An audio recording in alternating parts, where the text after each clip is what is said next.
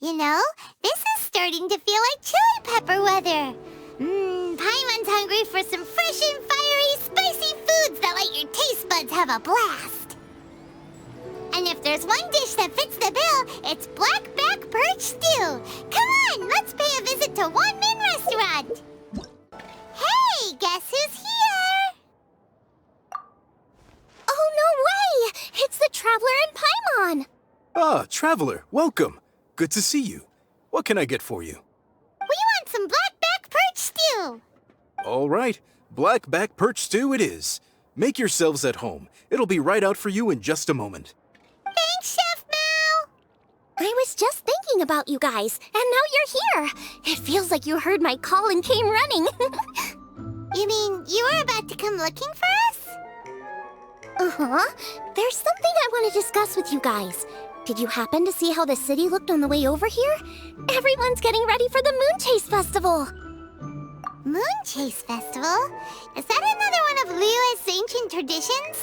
That's right! Moon Chase is a big festival where we celebrate the arrival of the fall by moonlight. The old folks say that thousands of years ago, this was the time of the year when the Adepti would seek the way. But it's completely different nowadays. We eat our favorite foods, spend time with friends and relatives, enjoy the moon and the flowers. So much easier. Basically, we just do all the things that people like doing and don't take a whole lot of effort. Sounds like Paimon's kind of festival. With your great taste in food, Moon Chase Festival is sure to be to your liking. Hey, if you got a problem with Paimon's taste, just spit it out. So are you guys free these days? I'm taking part in this year's Masterful Chefs. If possible, I'd like you to be my culinary consultants. That's right. Getting some suggestions from friends will broaden your horizons. Masterful chefs, huh? So is that like a competition? Right, yeah! I guess you probably haven't heard about it before. Every year, Moon Chase Festival has a different theme, usually picked by the Qixing. This year's theme is Feast of the Bounteous Land, so the Qixing decided to organize a cooking competition. Feast of the Bounteous Land. Pretty much sums up what Liyue is all about. Great theme. I totally agree. I heard it was Ningguang that came up with it. She's so amazing and so full of mystery. Well, I want to take part in the competition, but coming up with new dishes is hard work.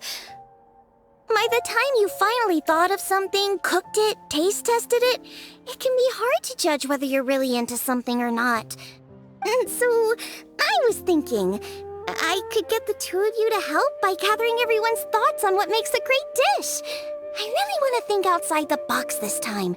And to do that, I'm going to need lots of different ideas from lots of different people. This'll be a piece of cake. We've got friends from all over the map, haven't we? You sound pretty confident. Well, you know, not to brag or anything. But first things first, let's have a delicious one-min meal. After that, we can go around to all of our friends in Liyue and get their ideas one by one. Okay, great. Also, Golba should be back soon, so we can all go together. Here's your blackback perch stew, folks. It smells so good. It's my pleasure.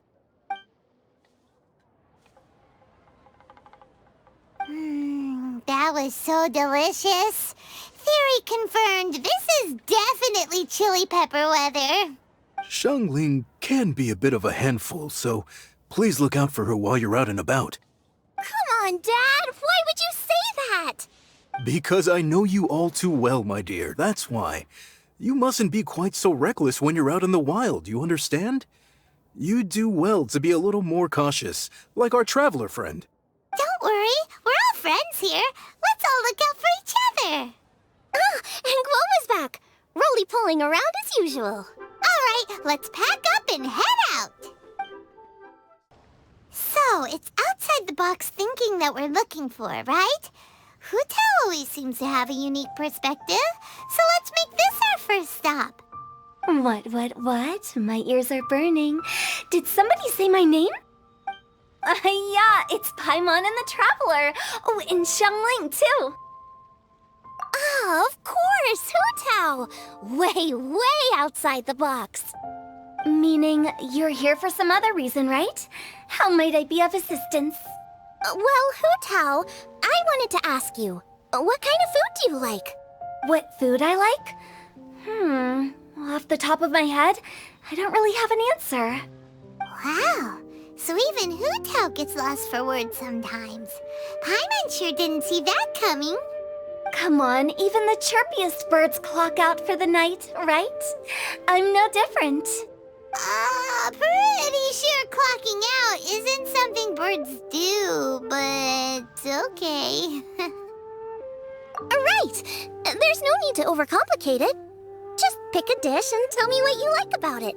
I'm doing some market research. I see. Launching a new dish? Well, let me say right off the bat, nothing weird, okay? Some poached fish, a side of shrimp dumplings. That is all you need. Poached fish and shrimp dumplings? That's a bit ordinary, isn't it? Well, it is and it isn't. Think about it. Poached fish is hot and spicy with a powerful aroma. It's a dynamic dish. Add a side of shrimp dumplings, and there's your static component. Got it?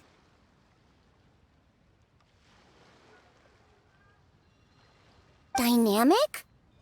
Oh, I can do dynamic. Mushroom slime stew it. No, not that kind of dynamic. A dish is more than substance, it's a mood. Poached fish is red and spicy. It elicits a response from the eyes, ears, nose, and mouth. That's why I call it dynamic. Shrimp dumplings are more subdued, clear and smooth with a pure and subtle fragrance. I call that static.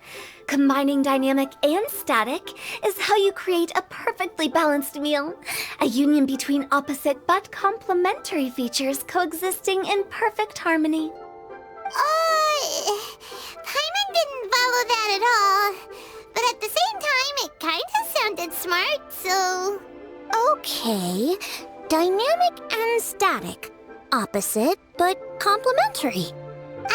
So is this just another way of saying you should keep everything balanced? You know, a little meat, a little veggie, a little salt, a little sugar? Bingo! Except I don't think you need to have a sweet dish for it to be a complete meal. Personally, I always skip dessert. Okay, I think I got it. At first I thought you were just goofing around, but actually you make a really good point. How did I ever doubt you, Hu Tao? Thanks! When it comes to telling tales, the storytellers have got nothing on Hu Tao. Sounds suspiciously like a compliment to me. I'll take it. Uh-huh. Well, at least one of you gets it. Everything in this world runs on its own set of principles, be it the circle of life or sugar and spice. You either get it or you don't. Since the Traveler seems to approve, I'll make sure to factor it in. Paimon thinks we're pretty much done here now. Let's head to Boo Boo Pharmacy next. Boo Boo Pharmacy? Yeah, you'll definitely get some interesting responses over there. If you find out anything interesting, you've got to come back and tell me about it.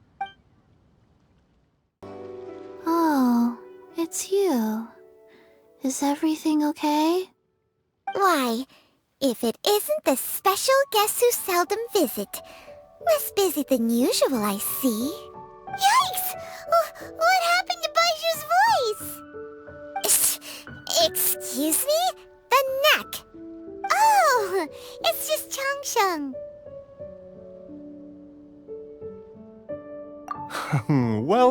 Welcome. Here to procure an herbal remedy, I presume? No. We actually came for the conversation this time. We're here to talk food. I'm entering this year's cooking competition, so I wanted to ask you both... Oh, wait, there's 3 of you. I wanted to ask the 3 of you what kind of food you like. Most astutely self-corrected. We shall surely supply our assistance. You need to know what food I like? It's all the same. No flavor. Chi-Chi has some gustatory dysfunction and can't taste any food. Make no mistake, she's not being uncooperative. Oh, I understand. That's fine. Still, I'd expect Chi-Chi to have some sort of dietary preferences, though. There must be some dishes that you like the sensation of. Sensation? Yes, there's one. Coconut milk. Nice and cold. Well, that doesn't help us. It's not a dish, it's a drink. How about you two? Any thoughts? I like bite-sized morsels of meat. I agree with Chang Sheng. Many of our patients are the elderly and young children. They find large chunks of fowl or seafood difficult to swallow and digest. Dishes where the ingredients have been finely chopped, on the other hand, are far more suitable for them. We also see plenty of people with colds and sore throats who find it difficult to eat rich food. From a purely pharmaceutical perspective, I tend to recommend soups and stews. Got it. Would that be medicinal soups and stews? Medicinal soup. I don't like it. I must apologize for having such a one-track mind. It's a little difficult to think about food without worrying about the health implications these days. We've had quite the endless stream of patients recently. If you ask me, I think the changing weather is to blame. That's okay. Everyone's input counts. Keeping it seasonal and suitable for all ages sounds like a pretty good idea to Paimon. Medicinal dishes have higher demands in terms of nutritional balance than the kind of food I normally cook. I don't usually focus on medicinal properties, but since this is for a competition, maybe I can score more points by taking both flavor and function into account. Food with substance. Always better. Everyone will like it. It's a great suggestion. Thanks, everyone. You're welcome. As long as we could help. It's great to have a doctor's unique perspective. I'm feeling inspired. Oh, how you flatter me. Receptivity to sensible suggestions make for a savvy chef. Oh, she is! Creating new dishes is Xiangling's favorite thing to do. You can be sure she'll put lots of care and attention into it. Everyone's got their hobbies, and mine is cooking. Usually I just go with my own ideas, but having a whole new perspective this time is sure to make a big difference to the end result. Great! That makes this whole trip worth it. All right, time to move on to the next. So we've got an independent thinker's perspective and a health perspective. Next, Paimon thinks we should probably talk to some picky eaters. Food and medicine are inextricably intertwined, you know. To give a full account of all the ways in which they are connected, why, I'd have to start that story from a long, long way back. Shh! Nobody was asking. Coconut milk. Now I want coconut milk. Oh, it's the Traveler and Paimon. And Xiangling. Greetings, friends. It's been a while. Hey, what brings you here? Has something happened? What's with this great big stone on the ground? Long story.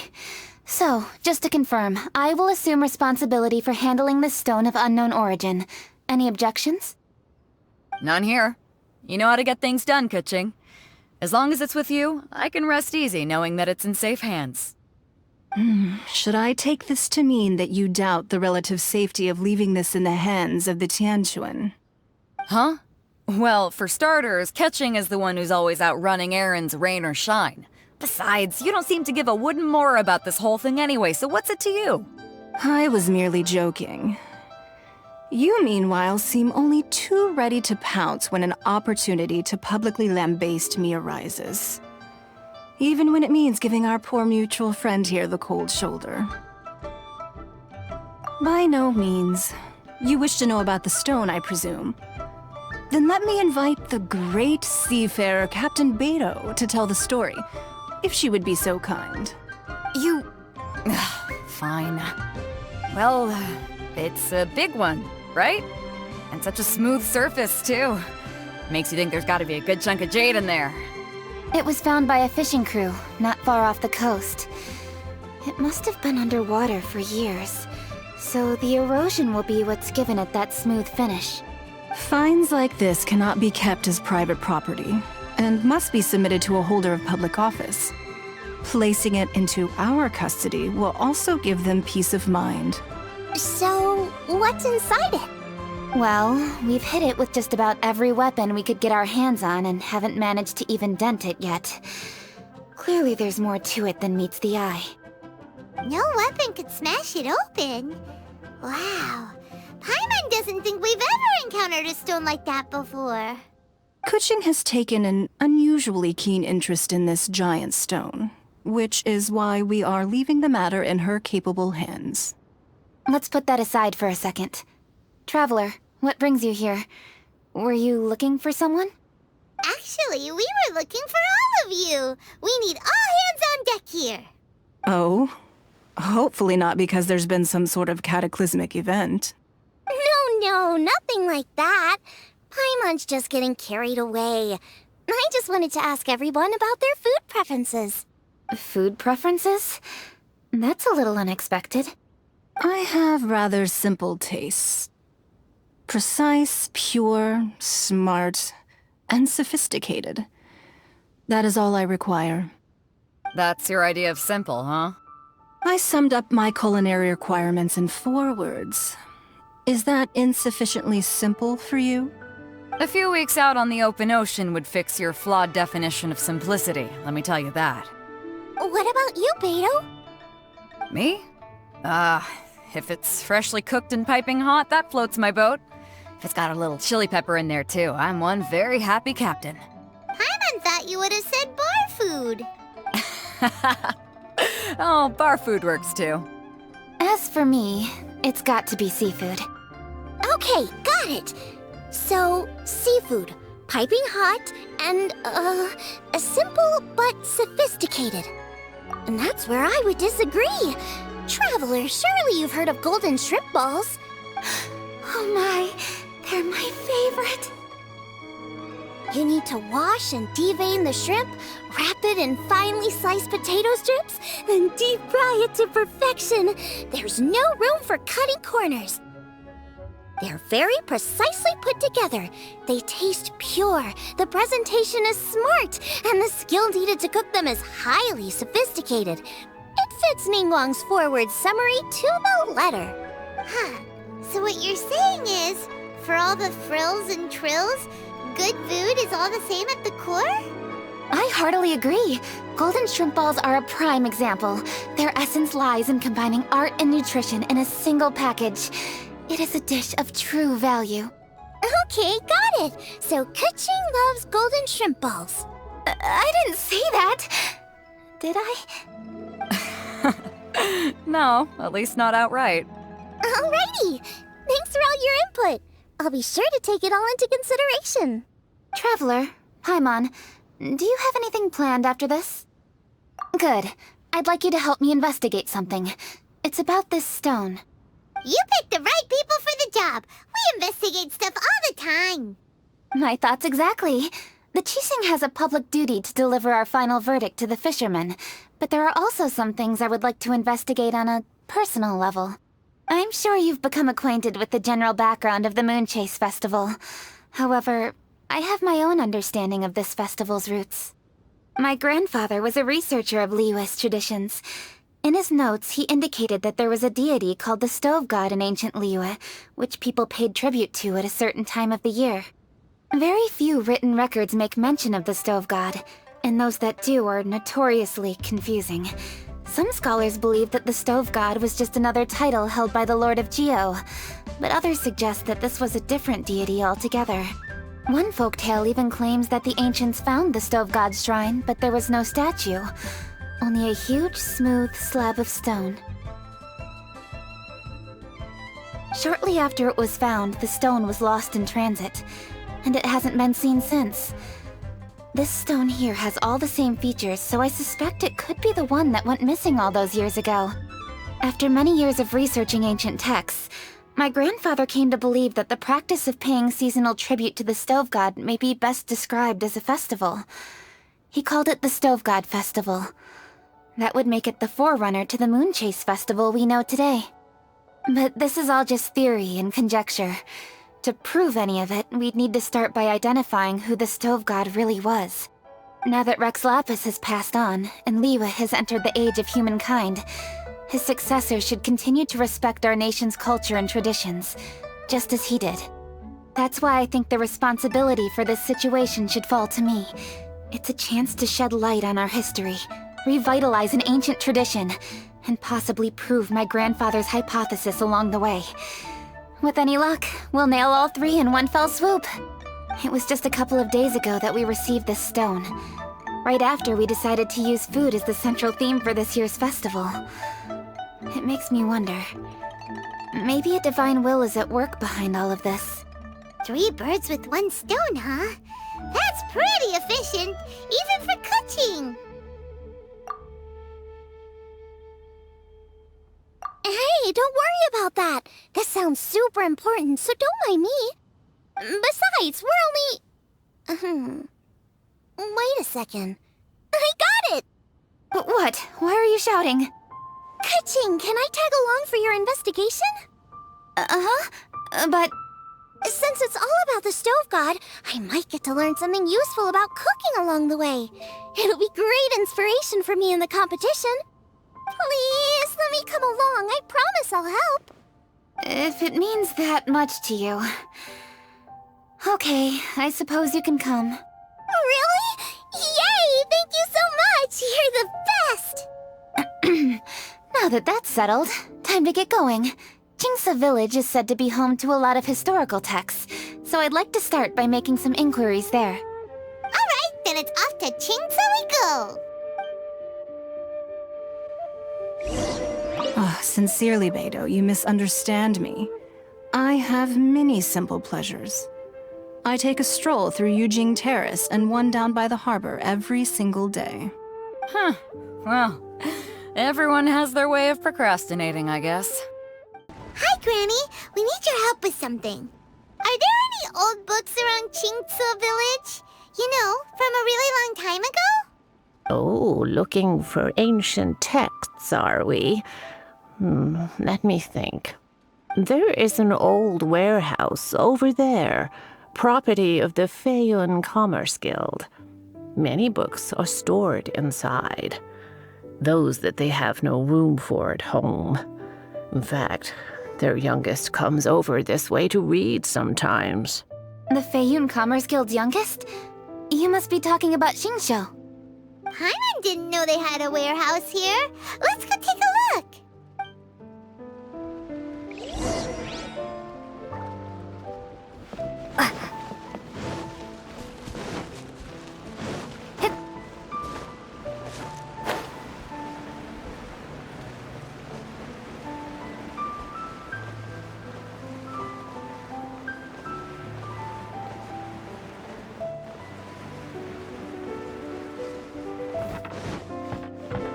Help!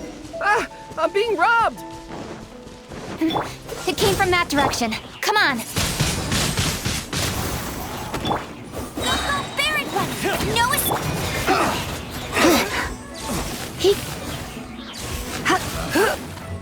Freeze! Should replace my hammer. I've come here to clean the book warehouse plenty of times before, but this is the first time I've run into these crooks. Are you alright? I am, thanks to all of you. Hey, wait a minute. You're the Traveler, aren't you?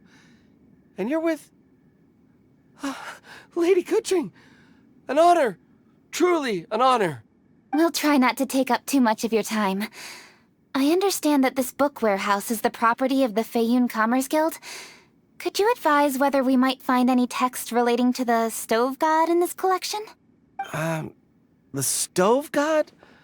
I heard that's the Lord of Geo, right? Huh? Really? Yeah. A friend of mine who conducts research mentioned it once before. We use stoves for cooking, and stoves are built from rock. Some people think that the stove is a gift from the Lord of Geo. And that's why they call him the Stove God. Seems logical enough. But do you have any books on the topic? I'm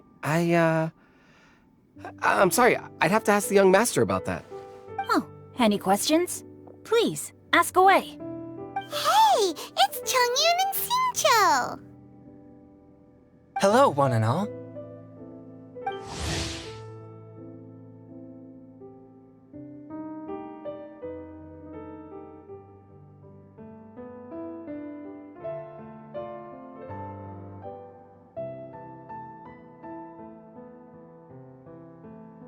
Hey guys, what are you doing here?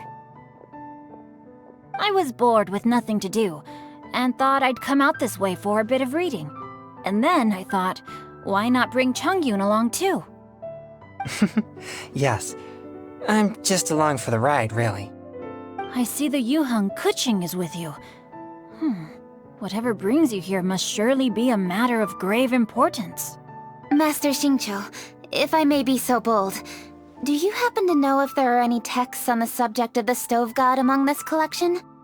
Since I personally selected which volumes to store here, I do have some recollection of their contents. If my memory betrays me not, there is one volume among them called Demystifying the Legends of Liyue, which mentions the Stove God. Might I take a look? Certainly. If it pleases my lady, I shall lead the way. Sheng, I will take care of things here. You're free to go about your own business. They're back! So did you find it? Yes, Master Xingqiu has quite an exceptional memory. Demystifying the Legends of Liyue does indeed mention the Stove God. However, it says the following. The body of the dragon wielded a tail that could eclipse the sun, and claws to command fire and teach the ways of wisdom. Receiving the gift bequeathed unto them, humankind cooked food with fire, and thus did they prosper. The body of a dragon? The stories about Rex Lapis say the same thing. That much is true, but this is the only passage in the whole book. If we want to find out more, we'll have to continue our investigation. There's nothing further to discover here. It seems we'll have to look at other options. I come from a long lineage of exorcists, and our family too has amassed a number of ancient texts. Now that you mention the Stove God, I seem to recall reading somewhere that this god once appeared at the Guili Assembly. Of course, I can't say if it's true or not. Books are penned by people. All they can do is show what the author was thinking. Everyone's mind is different, so every book on a given topic will give a different account. I apologize that we could not help in a more substantial capacity. Your help thus far is quite ample. Liyue is a vast and rich land. All things that existed here in the past have left their trace. So long as we do not abandon our search, it is sure to bear fruit eventually. Thank you all. We will continue our investigation elsewhere. Hold up. I had a question too. Xingqiu, Chongyun, could you tell me what kind of food you like? Food? Oh no. You're not thinking of taking part in the Masterful Chefs, are you? Yeah, I totally am. What's wrong? You look like you've just seen a ghost. Xiangling, this is a major event. I beg you, please don't cook anything strange for this competition. What do you mean, strange? Mushroom slime stew, to give one example. Okay, fair enough. That dish isn't my most popular. But that's why I'm doing all this research, so I can create some really special dishes to win everyone over. Well, in that case, I like cold food. That's because you can't handle hot and spicy, right? Yes, you're absolutely right. My tastes are on the mild side. I prefer gentle dishes with minimal seasoning. Soups and stews, vegetables and broth, seafood or freshwater fish, either boiled or steamed. These kinds of dishes I am most partial to. No surprises from the Guhua Geek. Okay, another mild child. Got it. These are just personal preferences, and everyone's are quite different. Are you sure this eclectic mix of opinions will be of any use? Of course! You're my customers, and putting a smile on customers' faces is my calling as a chef. Though Xiangling's market research blade stabs often into the dark, her heart never strays from the noble path. If anyone can win hearts and minds with their cooking, it's gotta be someone like Xiangling. She's got pure intentions and really cares about the customers. No, where's all this praise coming from? Knock it off, guys. You're embarrassing me. Sorry for holding you all up. That's all I needed to know. Shall we carry on with the investigation now?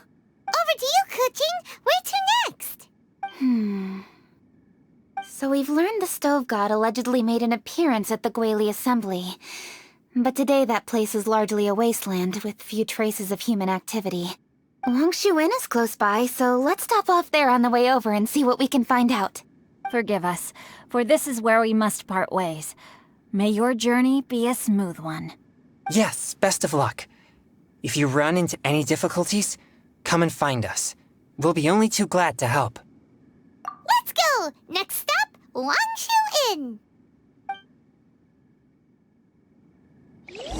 Now, which book to read today?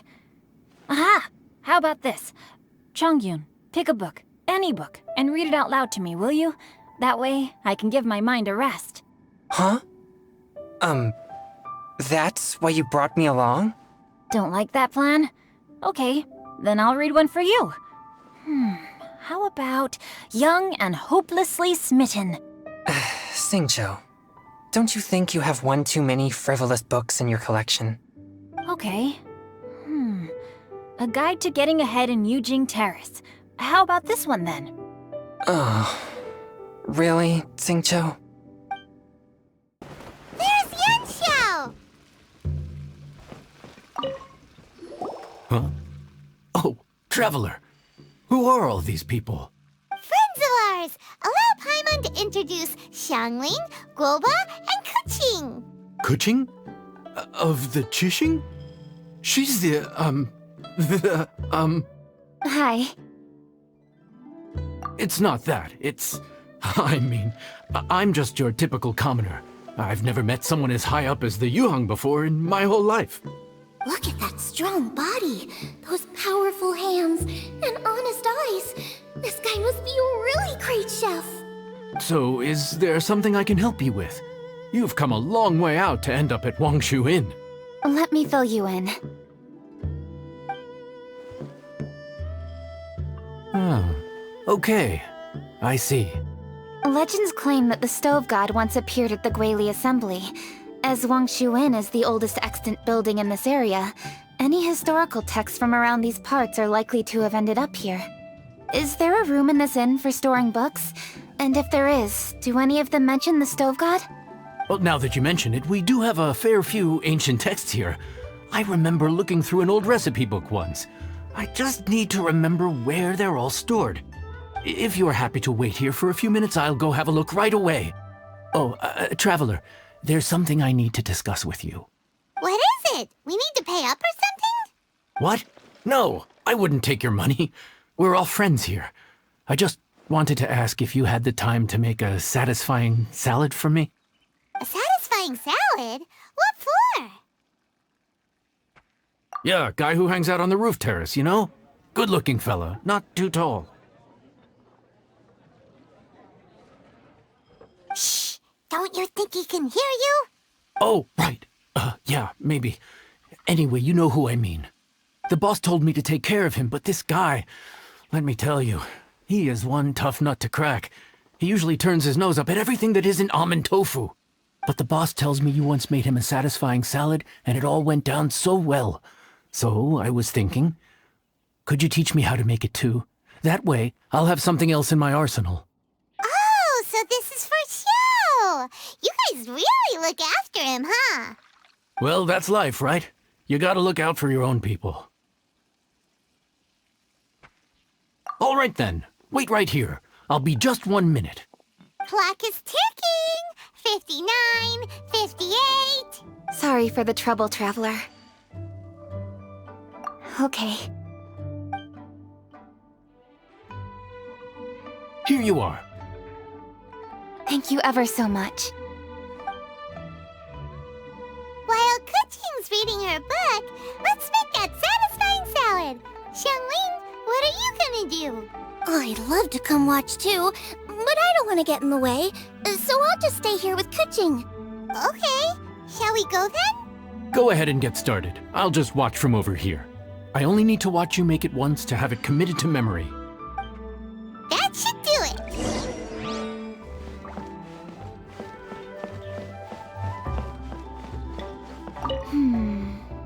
Okay. Interesting. Ooh, this book is pretty complicated.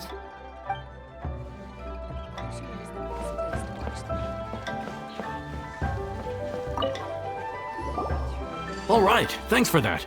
I think I've got it now. You got all the steps down, right? Of course. Don't forget, I am the best chef around these parts. Let's go see what Kuching and Xiangling are up to.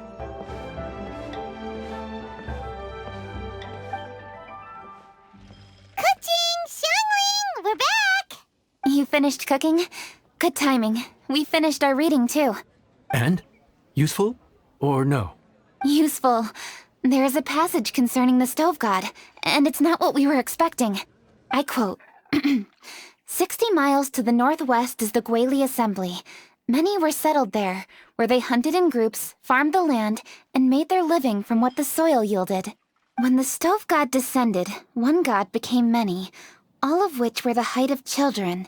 As does a star when it descends into the world, so the stove god went out among the common folk and taught them to create fire.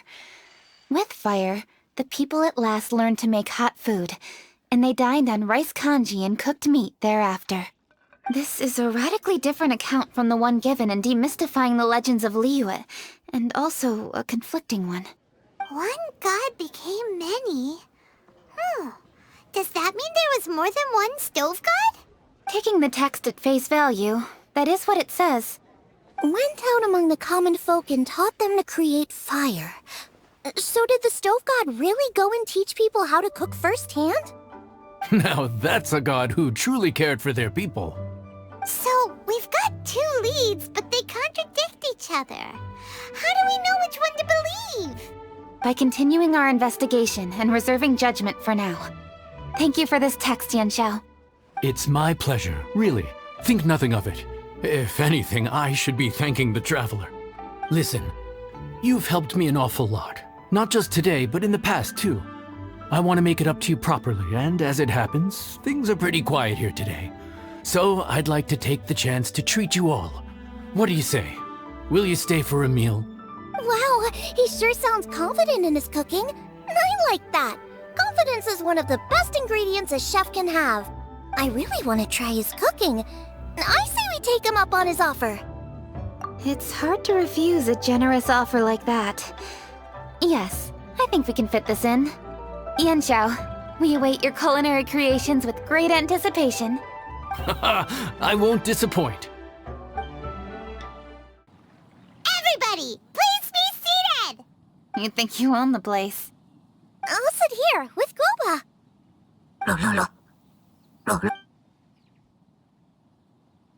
Here we are. That's everything you ordered.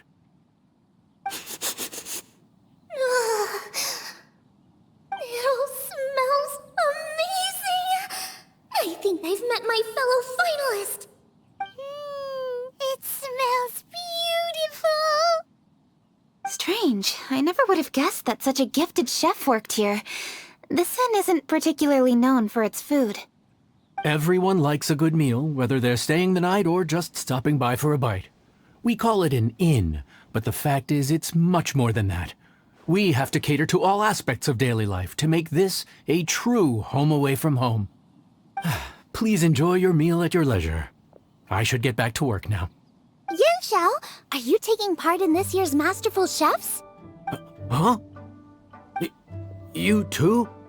Yup, I've signed up already, and I've got my eyes on the prize. Your cooking's delicious, Yanxiao. I'm really looking forward to seeing you in the final. Huh. Interesting. All right, I'll see you there. What was that? Some kind of power move? No, it seemed more sportsmanlike than that. Yep, he's a really talented chef. His food was excellent, and it showed he has a level-headed personality. That's the kind of chef that could be a match for me. I haven't had any competitive cooking experience since my cook-off with Brooke in Springvale. You're too kind. Guoba, what are you doing? Guoba's eating the... Those were Kuching's! How could you steal them while she wasn't looking? Oh, my golden shrimp balls. Huh? You ate every last one? Guoba, we've been through this. When we're with friends, you gotta be on your best behavior, okay? I'm so sorry, Kuching. I promise I'll make it up to you. What's the big deal? We can just get another plate. After all, it's Yunxiao's treat today. It's not the same, though. The moment's gone. Sure, you can eat something else, but you can never go back and change the feeling of despair as your food is snatched away from right under your nose. The dining experience is a trinity of emotion, food, and atmosphere, and you've got to have all three to make it work. I have to say, now that you mention it, that is a very accurate appraisal of the situation. I'm gonna make it up to you, Kuching. Is there anything you want to eat? Anything at all. Whatever it is, I'll make it for you. I don't have high hopes for this, but equally I don't want her feeling guilty. Okay, I'll let her do this for me. If you insist, there is one dish that perhaps you could try making for me. It's an old recipe from my grandfather's notes. No problem. May I see it? I'll get it to you when we're back in Liyue Harbor. Traveler, have you finished eating? Before we do anything else, let's head back to Liyue Harbor. I need to fetch something. I need to go home to fetch my grandfather's notes. Let's meet at Wanmin Restaurant later. Great! I'll go get everything ready. Traveler, what about you? Are you gonna do your own thing for a while, or do you want to come in and have a seat? I actually have something to discuss with her. You go ahead. We'll join you later. Okay, gotcha.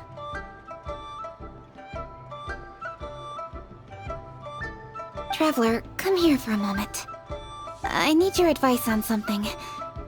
What do I need to do to get along with Xiangling? Seriously? That's what's stressing you out? What's so strange about it? Why are you looking at me like that? You're super smart, and you're always so sure of yourself. Paimon thought you'd never need advice from anyone about anything. Well, that's just ridiculous. Xiangling's always so warm and friendly with me. And this time especially. And now she's desperate to do me a favor. So, is that supposed to mean... we're friends already? I'm just not used to dealing with people who are so warm right from the get-go. How exactly am I supposed to respond to that?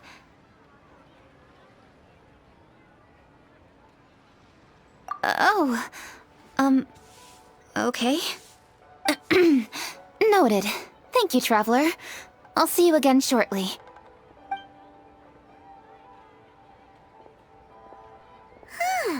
What's making Kuching so self-conscious? Paimon thought nobody would be able to get under her skin.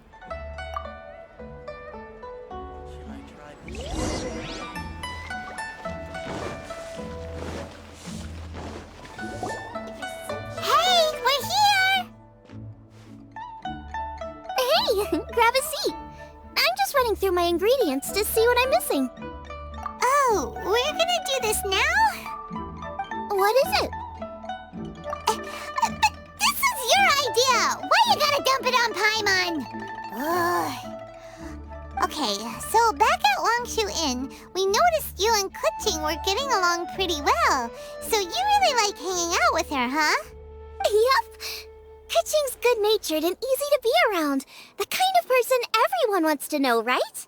You're a braver person than Paimon. The first time we met Kuching, Paimon found her pretty intimidating. You think so? I remember thinking straight away that she was really easy to get along with. Didn't you see her sneaking treats to Goba back at Wangshu Inn? Yeah, she's Great, we know that now. We're just talking about first impressions. First impressions? Oh, okay. Hey, have you guys eaten grilled shellfish before? They can be hard to crack at first, but they taste amazing that way. We've eaten shellfish before, but I don't think we've ever tried eating them grilled. Oh, you're missing out. I'll grill some for you another time. But anyway, Kuching's like a shellfish. Maybe a little closed off at first, but once you get to know her, she's got a soft and squishy side too. Not to mention that even after her favorite food was stolen away, she was still happy looking after Guoba. I'm really grateful for that. You make a good point. You know, Xiangling's intuition for people seems really spot on. Is that why she took a liking to Kuching so quickly? Alright, let's see. We're okay for carrots and crab, and we still got some ham and mushrooms. I wonder what Kuching's recipe is gonna be. Huh? What was that noise? What's going on? What the? That bird is huge! Ah, it's the ladybird! Excuse me, one shall not be addressed in such a manner.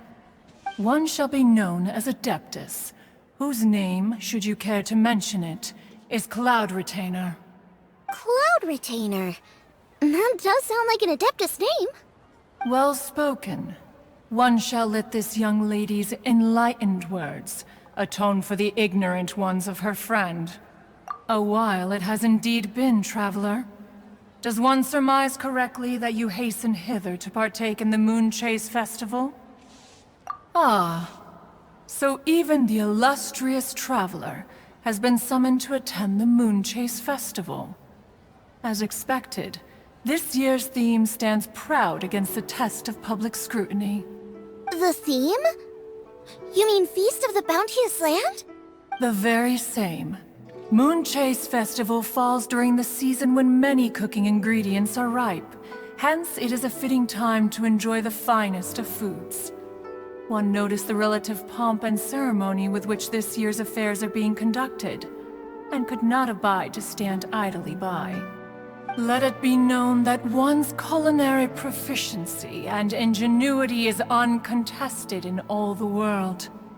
Thus does one now appear in this realm, that those who inhabit it might witness one's latest creation, a supreme cuisine machine.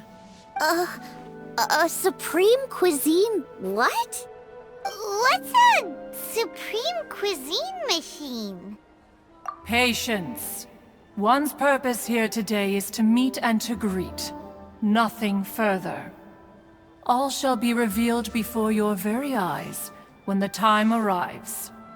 Traveler, you are one who has witnessed much of the culinary world. When the day comes, one would be most pleased to see you in attendance, offering your most vociferous ovations. Oh, so we're officially invited? That which is implicitly understood needs not be made explicit, let alone official. I shall say no more and dwell here no longer. Await my word. Be there or beware. This bird always disappears just as quickly as she shows up. Wait, not bird, Adeptus. Hey, wait! Isn't she technically an illuminated bird, though? She seemed like someone very prestigious and very talented at cooking. She definitely loves her food. What are you all huddled together over here for? The Adeptus left already. Yay! Kuching's back! Sorry I kept you waiting, Xiangling. This is the recipe from my grandfather's notes. They're not in the best condition, so rather than bring them out of the house, I just transcribed the recipe. Unfortunately, the texts my grandfather worked with were very old. Usually faded, damaged, or both. Some parts are missing from this recipe, too. Do you think you'll still be able to work with it? Oh, okay. Let me take a look.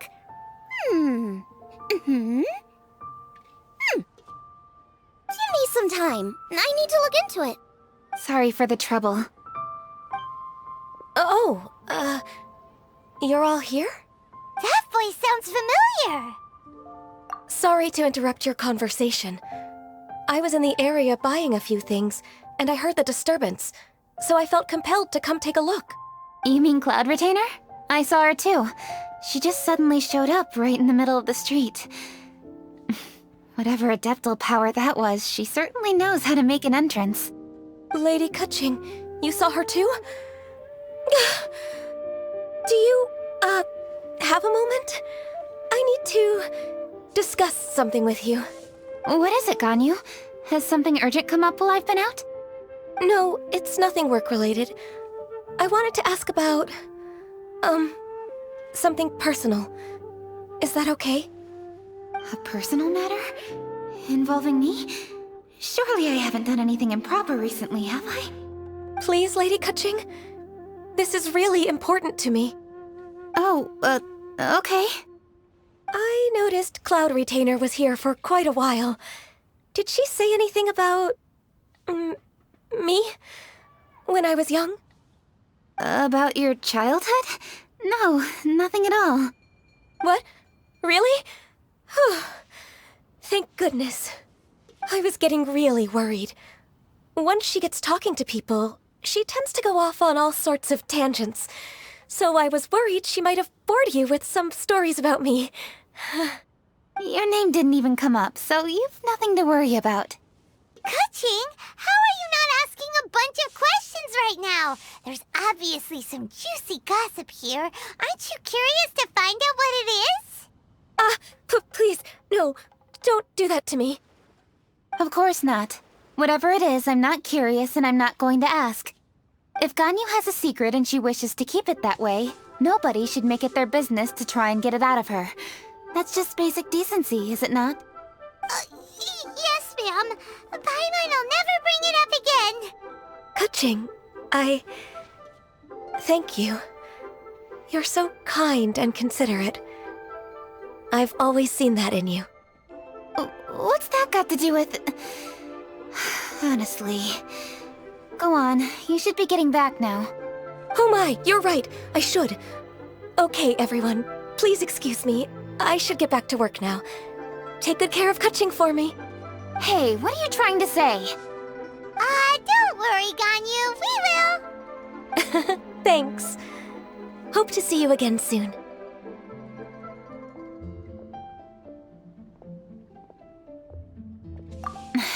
Just ignore her. Hey everyone! I just had an idea! It only occurred to me when that Adeptus showed up. Do you think the Stove God could be an Adeptus too? Ooh, could be. I don't want to assert either way, but it seems highly likely. In that case, we should go ask the Adepti about it. I think my master might be able to help. Master? You mean your teacher is an Adeptus? Uh-huh. She's over at Eugene Terrace. Come on, I'll introduce you. Master!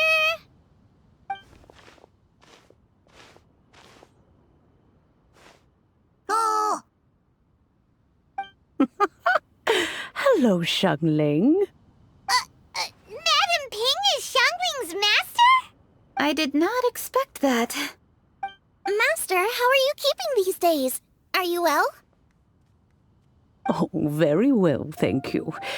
What a surprise it is that you all had the time to come and visit me today.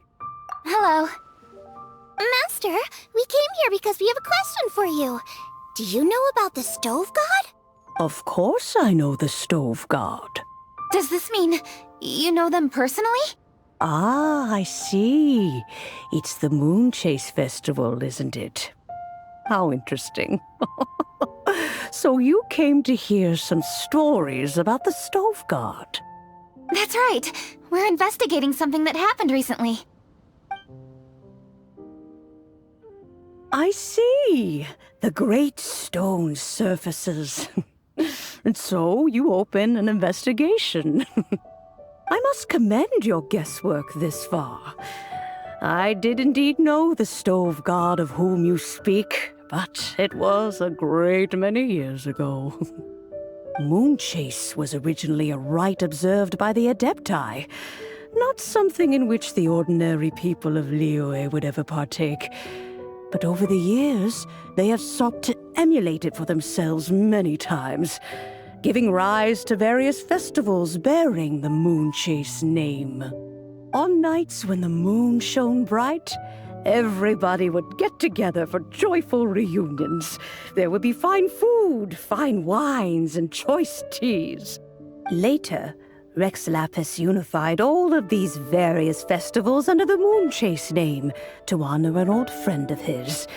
In short, the heavens were our witness as we vowed to the moon to come together in joyful solidarity, to remember the past and reflect upon the present. That is the meaning of the Moonchase Festival. Rex Lapis. That friend made many contributions to Liyue, and Rex Lapis would not have them go unrecognized. Turning this season into a commemoration of his old friend was also a way to honor that friendship. I can only presume that the Stove God Festival was one of the many subsumed into the Moonchase Festival. In the hands of Rex Lapis, our nation's traditions were faithfully upheld. It is to their detriment that we must now be the ones to inherit this duty. Ah, Kuching, I simply won't allow you to be so down on yourself. Nothing would delight Rex Lapis more than to know that those who follow in his footsteps continue to value these traditions and are working tirelessly to do them justice. Thank you. Lady Kuching! Huh? Lady Kuching, Lady Ningguang wishes to speak with you. Ningguang's looking for me? Must be important. Please excuse me, everyone. If I'm not back soon, you'll find me at Ningguang's office.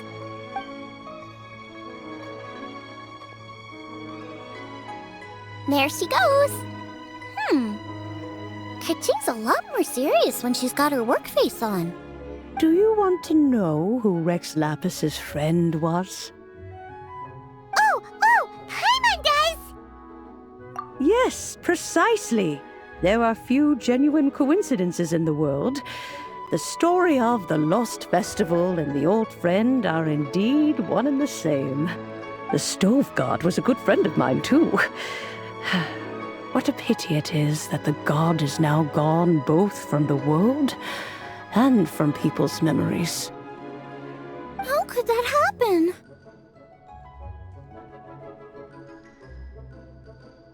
It is to everyone's regret that the Stove God passed. But gods cannot be fully destroyed, and we made a pact to wait until the land became fruitful once more. For perhaps the Stove God would then return, albeit in a new form. Really? Master, you must miss the Stove God a lot, right? From the way you talk about it all, it sounds like you were the best of friends. Yes. Thinking back on it all, there are many fond memories. I'm pleasantly surprised to find that Kuching is investigating this. She is a tenacious child, and anything she sets her mind to, she will diligently pursue. It warms my heart and makes me want to give her a helping hand. Unfortunately, however, I cannot simply give her the answer, for the process is of great importance to her. Kuching's grandfather once researched the Stove God, and now she follows in his footsteps. Since Kuching has inherited this conundrum, so too she must inherit the journey to its resolution. You knew Kuching's grandpa? Of course. I count all the people of Liyue among my good friends. I remember when he was the same age as Kuching is now. So young. Grandparent and grandchild are definitely made from the same mold. Both diligent enough to take on anything and bold enough to see it through to the end. I like to think of Liyue as my own little potted plant. I've watched it grow and blossom, and it grows more beautiful all the time. In the blink of an eye, the buds of yesterday are in full bloom today. It's wonderful to see. For new blossoms must bloom on the branches if the tree is to remain evergreen and ever young. My dears, you are absolutely right to focus your investigation on the stone. It is, as you suppose, the lost statue of the Stove God, and within it lie all the answers that you seek. I should like to see the stone for myself if you would lead me to it. Perhaps the truth will emerge even as we watch on.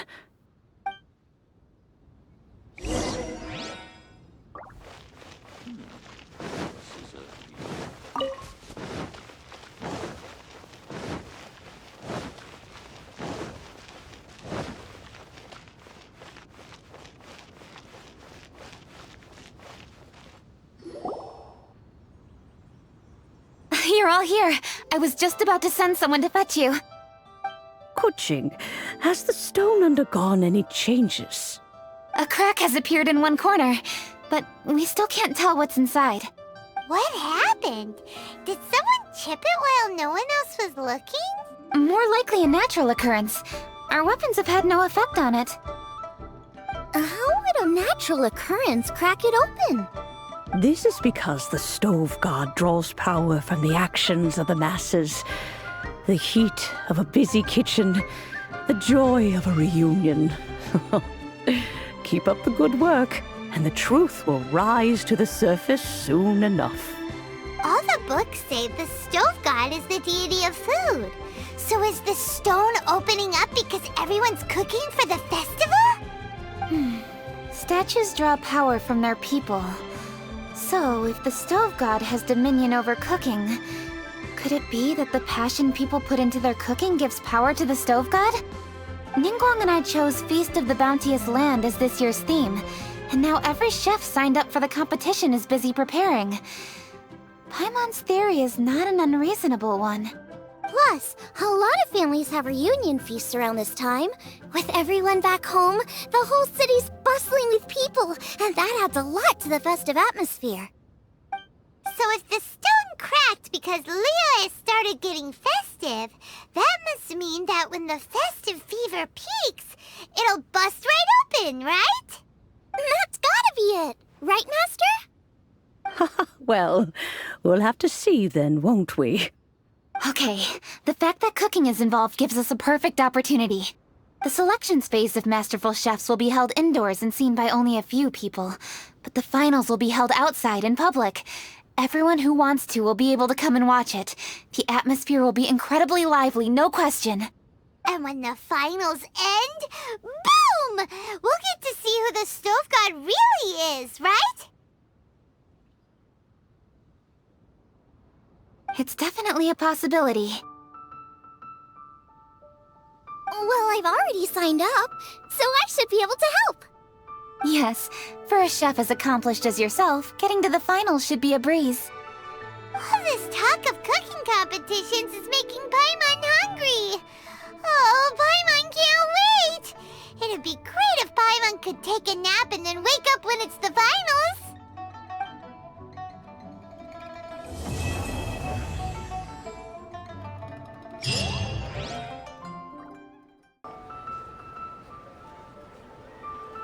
Youngling, we're here! Traveler! Paimon! Did you hear the news? I made it through the selections for Masterful Chefs! Really? Woohoo! That's great! It was a total breeze. I wasn't even trying. But a true champion never rests on their laurels. I'm still gonna need your help to prepare for the competition. I made a few new test dishes, and I was hoping everyone could try them and give some feedback. Traveler, you want to be the first? Oh, yeah, we did. And anyway, we get to eat your food all the time, so we're biased. You should find some other people this time, just to play it safe. Good idea. Okay, let me think. Let's get Beidou to try it first. Beidou! Yep, you can definitely trust her opinion. Let's go find her. Right now, she should be down at the docks. Let me box up this food real quick, then we can head on down. Beidou, ahoy! Beidou! Hi, Xinyan! Are we interrupting anything? Xiangling! The woman of the hour. We were just talking about you. Beidou was saying you and I should get ourselves on board sometime. Says the whole crew's been asking for us.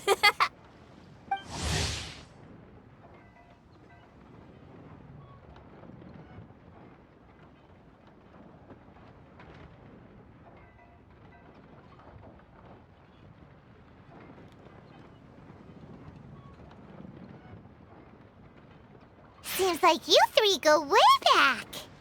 Oh, we really do!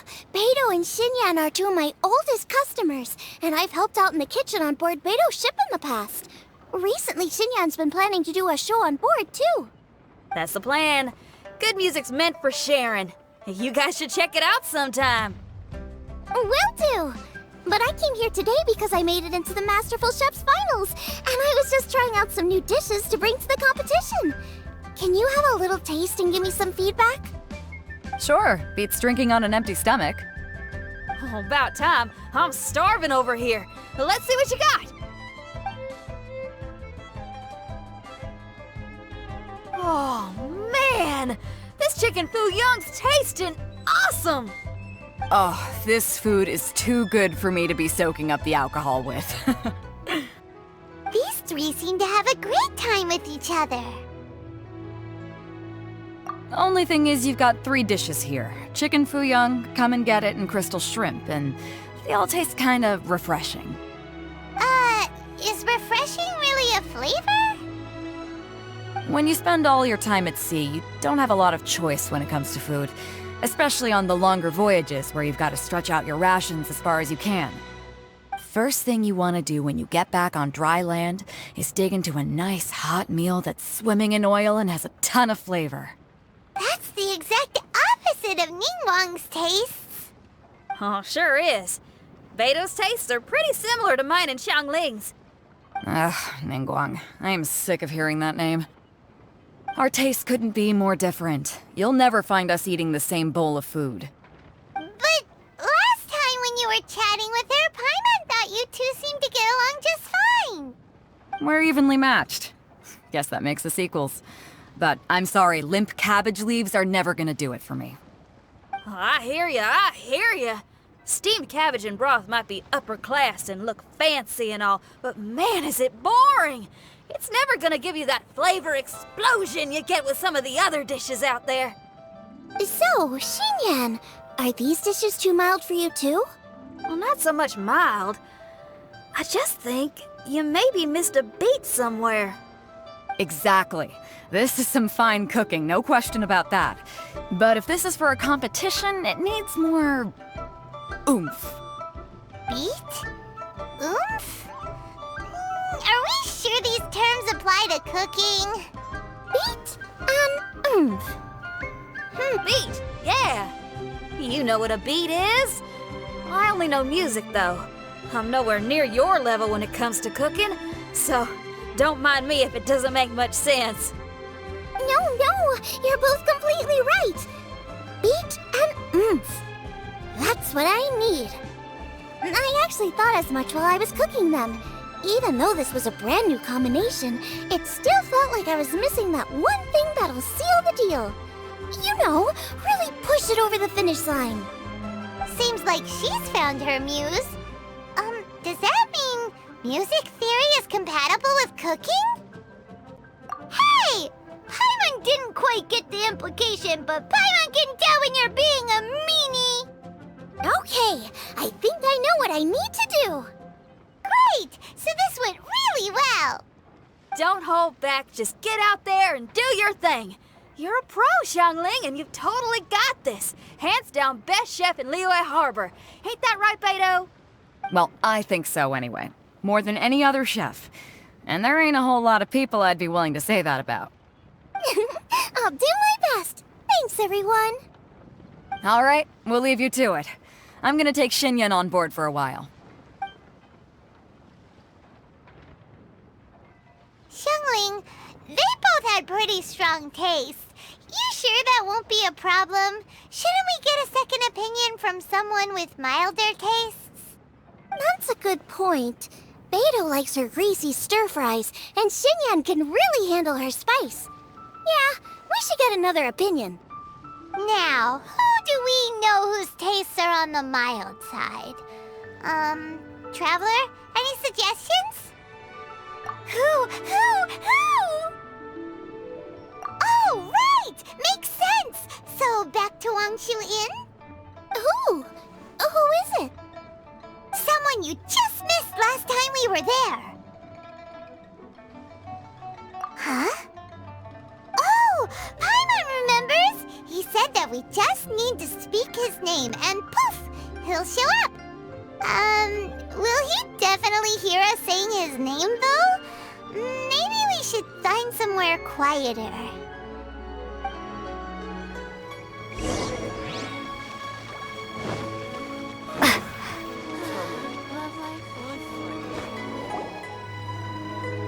Okay, let's take turns shouting his name. Uh-huh. Do I need to do this too? Hyman's going first. Ahem. Xiao!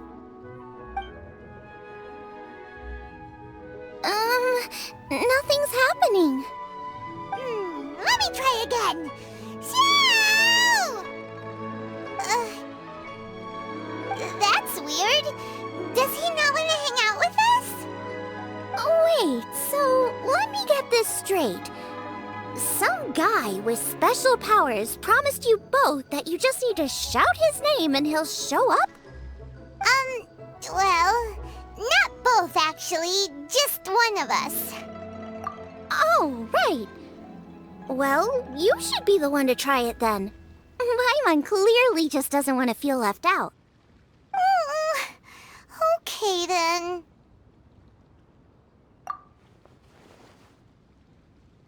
You called? Whoa! He actually came! You spoke my name, did you not? When I make you a promise, I will honor it. Blink of an eye and poof! He's there! That's how you know he's an Adeptus. An Adeptus? Xiao, was it? Hi there. It was me who asked the traveler to call you here. My name's Xiangling. I'm a chef. I've made it into the finals of this year's Masterful Chefs, and I'm testing some dishes out in preparation. I'm trying to get feedback from customers with all different tastes. Customers. And that includes me? Uh-huh. The traveler says you prefer mild food. Just the kind of person I'm looking for. If you don't mind, I'd like you to try the dishes I've made and tell me your thoughts. Since it's you, I will do it. Yay!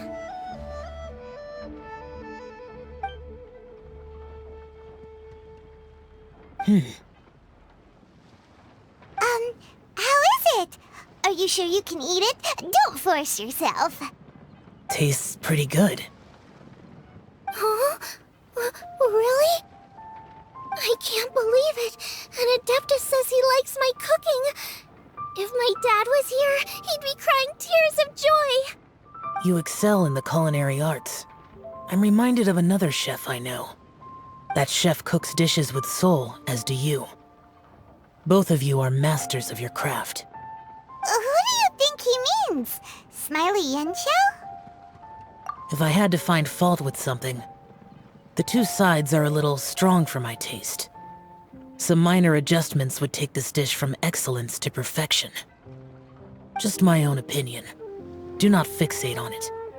Take it or leave it as you see fit. All right, go easy on the sides. Okay, I got it. Thank you, Adeptus friend. It was really great to meet you. I'll be leaving now. See you next time. Paimon still can't believe he actually came. So, what would happen if we called his name again now? Do you think he'd come back right away? Only kinda, maybe, not really joking. Jeez. Good news. After 2 rounds of taste testing, I've had an idea on what to do next. Great! Great! Lucky we picked the right people to talk to. I'd better head back and try this out a few times while it's fresh in my mind. Thanks for your help. Oh, and the final is in Yujing Terrace. You better come and watch. Will do. Good luck! You bet!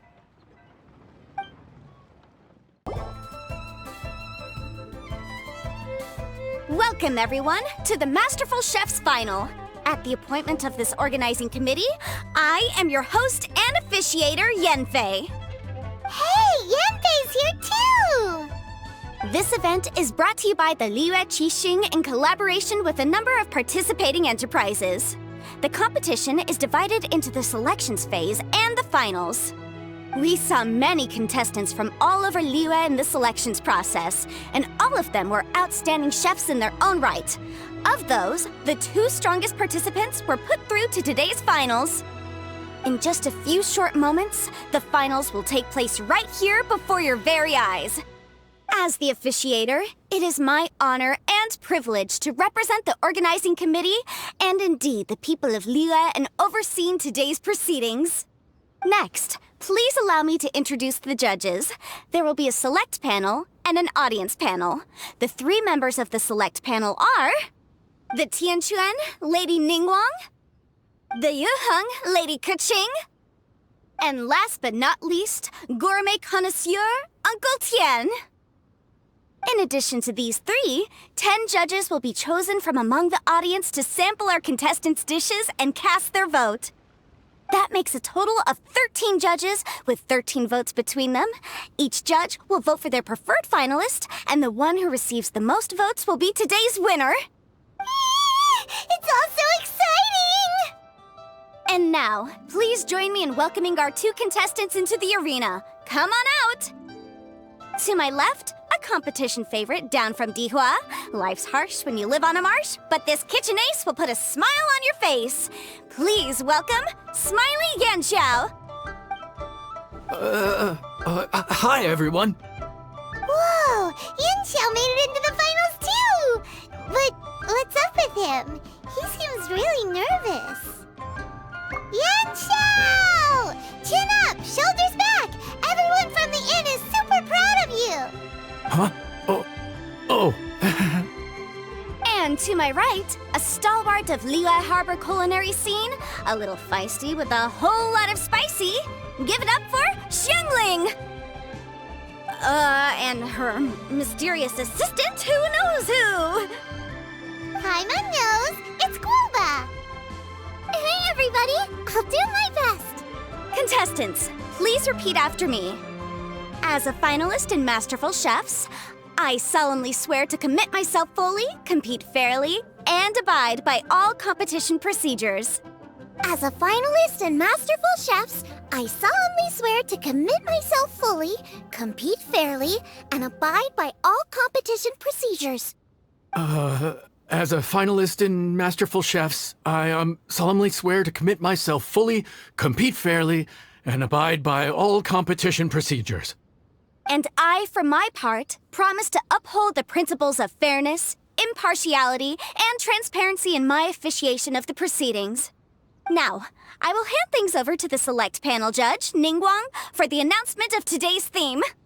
Thank you all for being here today at the Masterful Chef's Finals.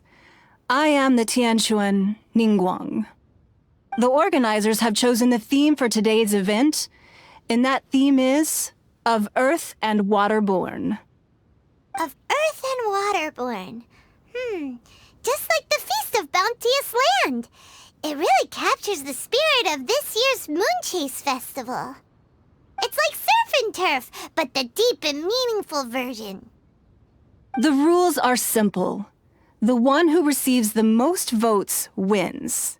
Tailor your dishes to the judges' preferences, or win over the audience with your originality.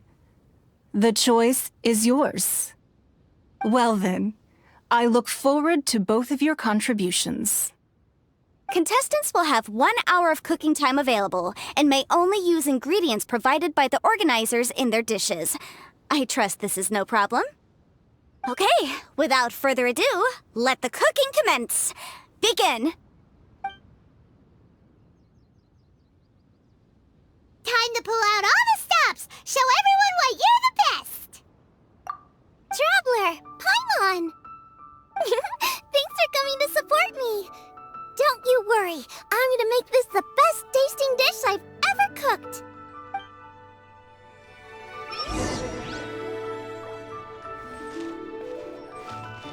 Out of the frying pan, into the fire!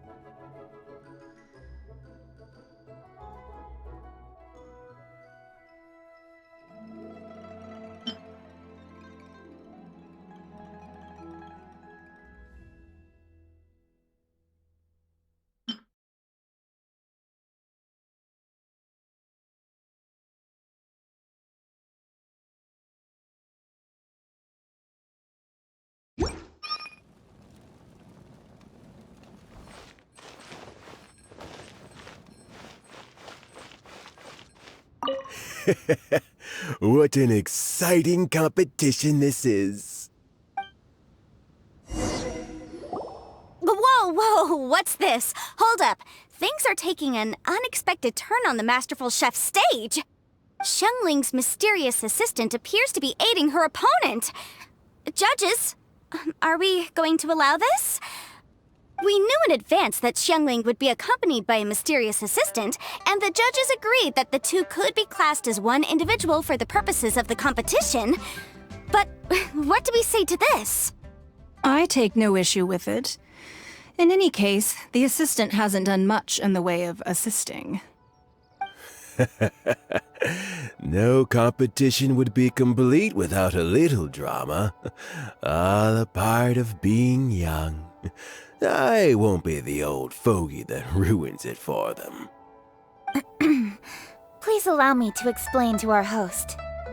Prior to the competition, the judges reviewed both contestants, and we can comfortably confirm that neither side is participating in a way that contravenes the competition rules. Xiangling is a highly accomplished chef, and her assistant is more like family to her. Xiangling prepares all of her own dishes herself. All that her assistant will do is occasionally provide a fire source. Given Xiangling's level of culinary skill, the difference between her using firewood or her assistant is a trivial one. I appreciate everyone's concerns. The presence of a mysterious assistant performing strange dance moves to cheerlead for Xiangling is a little unexpected. But the mysterious assistant has now started cheerleading for Smiley Yanxiao too, demonstrating total impartiality. By encouraging both Xiangling and her opponent, they have proven to be a fair supporter. That's right! Guoba's not really outside help. Guoba just likes to watch people cook. I'm sure the only reason they went over there is to try to help Yanxiao feel less nervous. I give you all my word, Guoba will not interfere with the competition. And I would also say that it's a loss to the competition if Yanxiao isn't at the top of his form. I say that as someone who's eaten Yanxiao's cooking at Wang Shuwen before. He is an excellent chef, and I want this to be a competition between the best we both have to bring. I see. Most amusing. Uncle Tian, what's your opinion? I have no objections. It's an honor and a privilege to see two contestants so dedicated to having a fair and square contest. The judges and the officiator accept this explanation. Let the competition continue. Yanxiao, are you alright? I don't know what's wrong with me. I've never been so nervous in my life. Look, my hands won't stop shaking. Take it easy. I've been there before. I can help. Try saying a tongue twister to yourself in your head. Or think of some happy memories about your dad. Why my dad? That's a bit specific. 'Cause that's what I do.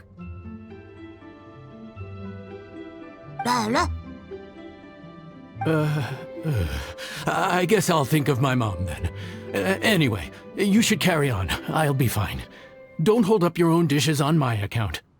Nothing's being held up. I'm finished already. Huh? Oh, right. Then I need to focus up and win this thing. There you go. That's the attitude we want. You're a very capable chef, Yanxiao. So come on, show everyone what you're made of, just like you showed us last time at Wangshu Inn. Yes, you're right. I can do this. I can do this. Thank you, Xiangling. And thanks to your, well, thanks. Time for me to get cooking.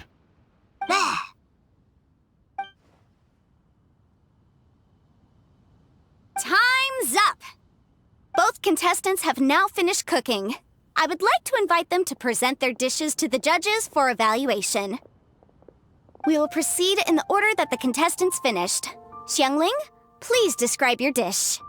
My dish is Jiyun chili chicken with sides of triple-layered consommé and crystal shrimp. The theme is of earth and waterborne, which includes land and sea.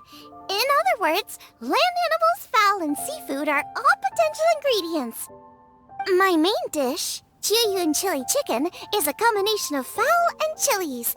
Jiyun chilies capture the essence of the mountains where they grow, and fowl is a gift from the heavens.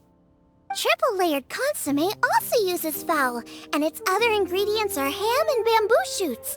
These are also flavors from the mountains, but they complement and contrast with the chicken dish, fresh instead of spicy, cold instead of hot. The crystal shrimp is made from a combination of rice, shrimp meat, and carrot. A thin, translucent skin wraps diced carrot and a whole shrimp, fresh, crispy, and tender.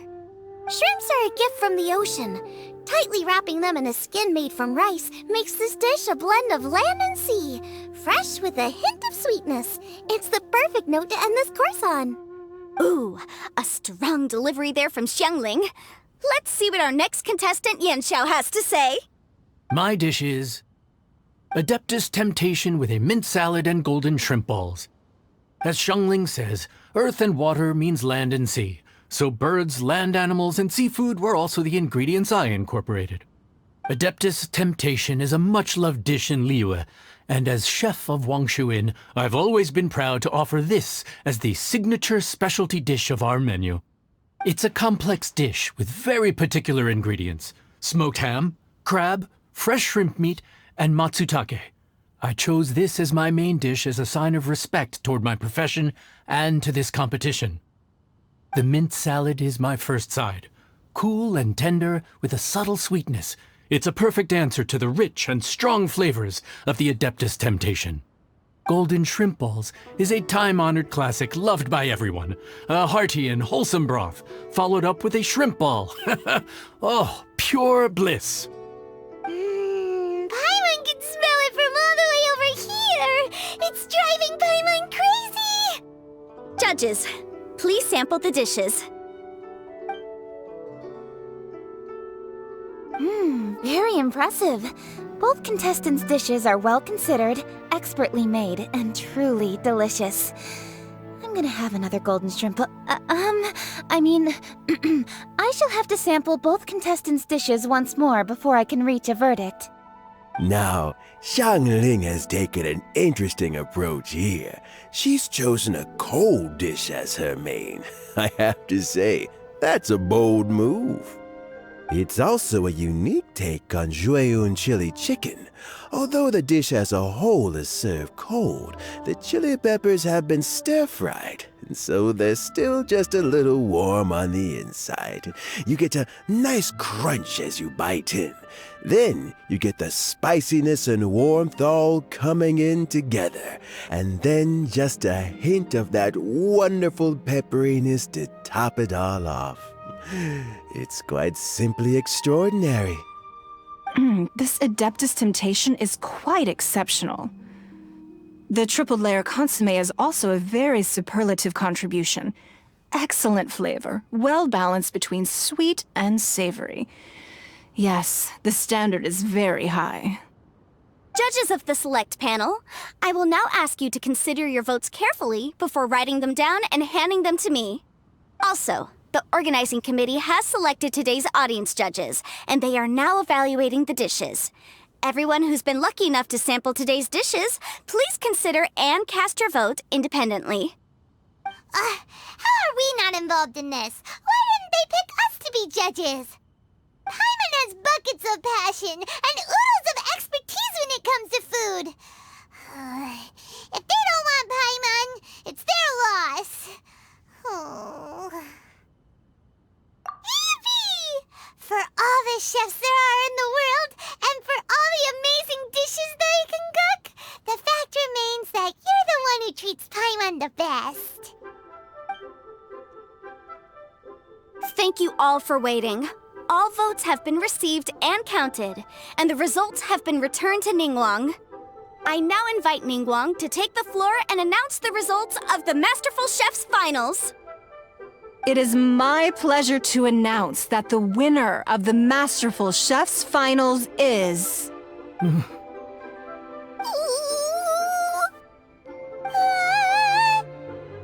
by a mere 1 vote margin, Xiangling! Wow!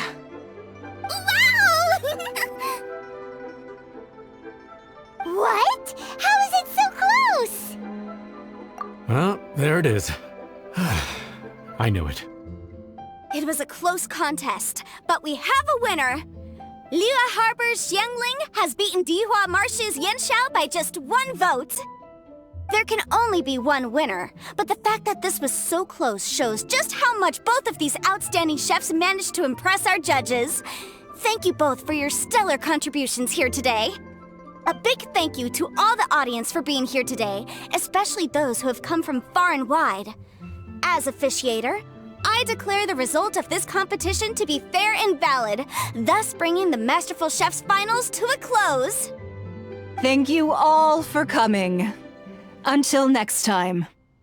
Please exit the venue in an orderly fashion, and remember to take all of your personal belongings with you. Come on, let's go over and take a look.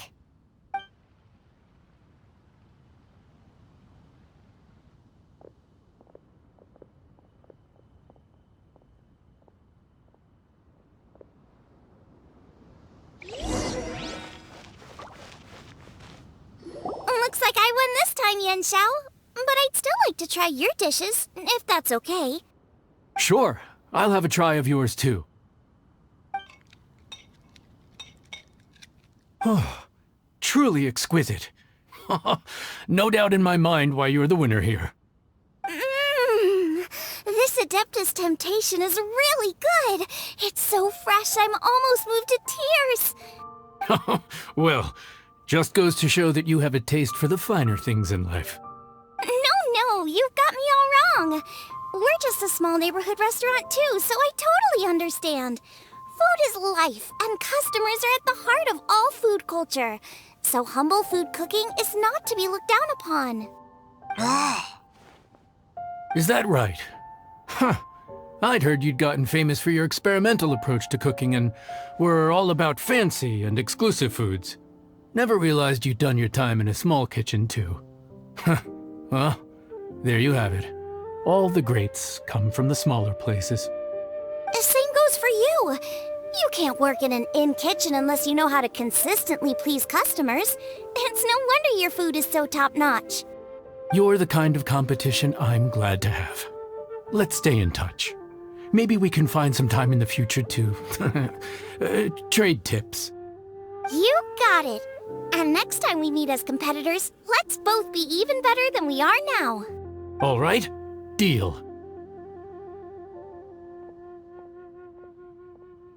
Traveler, Paimon! Thanks for coming! Did you get to try the food? Don't even go there. Paimon's still peeved. I can't believe it! You didn't get picked? Well, never mind. Don't get mad. I'll make some more for you when we get back. You will? Woohoo! Great! Oh, the organizer said that Yenshao and I need to go register our delivery addresses. Apparently they're gonna deliver an exclusive ingredients package and the prize money at a later date. So I need to get moving. I'll come find you guys after. Xiangling seems really happy. Good for her. Looks like Kuching and Ningguang left already. As the organizers, they must have gone to wrap up some last-minute things. Let's go ask them for an update about the statue.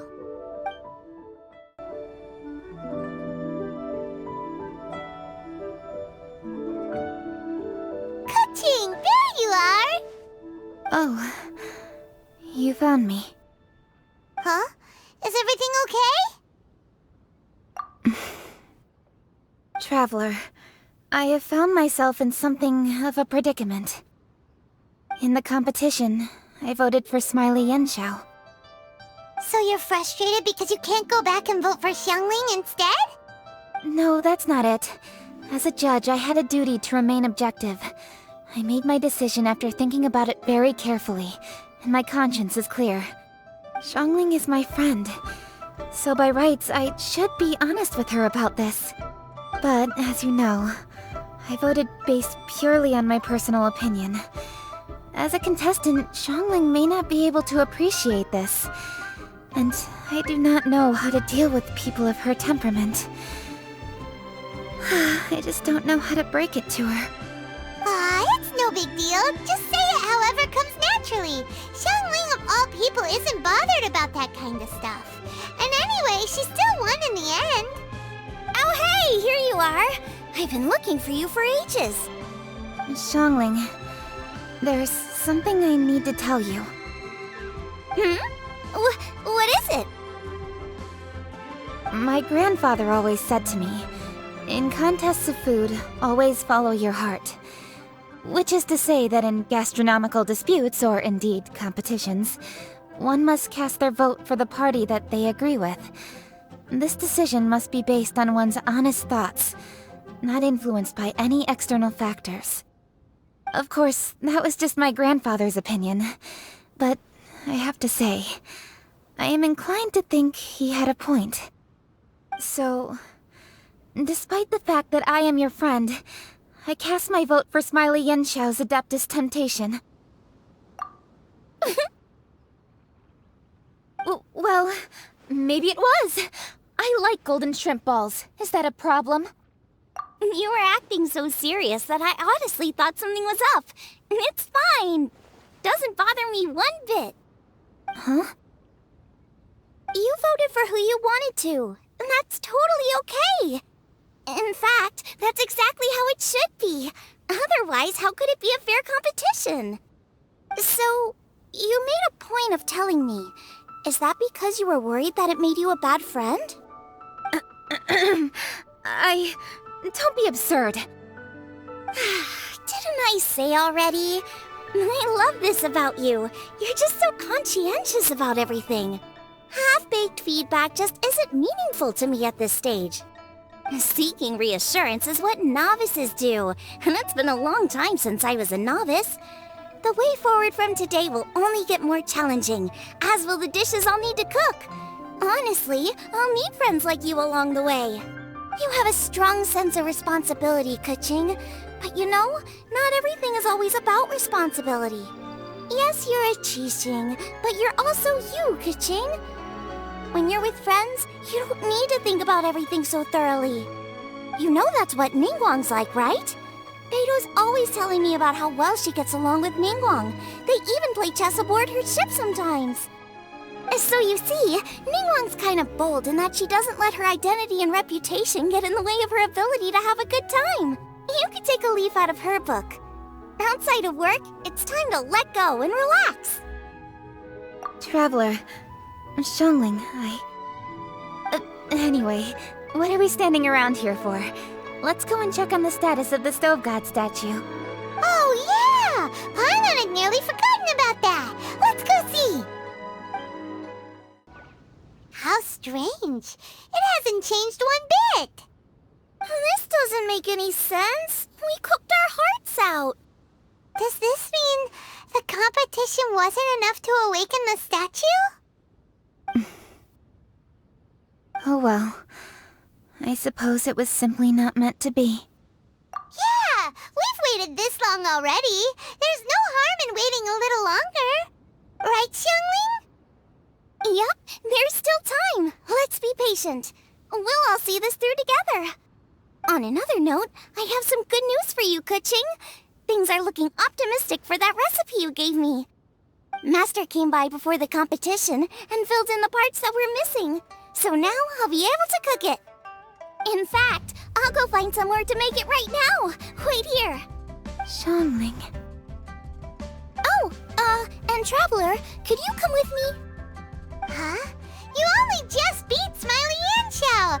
You think you're up for challenging us already?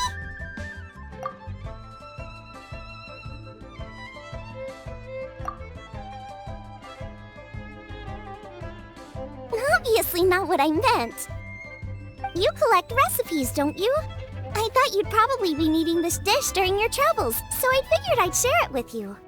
Oh, right! Paimon knew that. Sheesh, we totally misread that situation.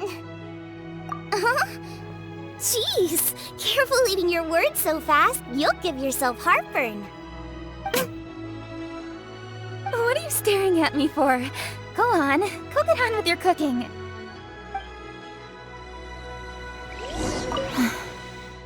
Will we ever manage to reawaken the statue?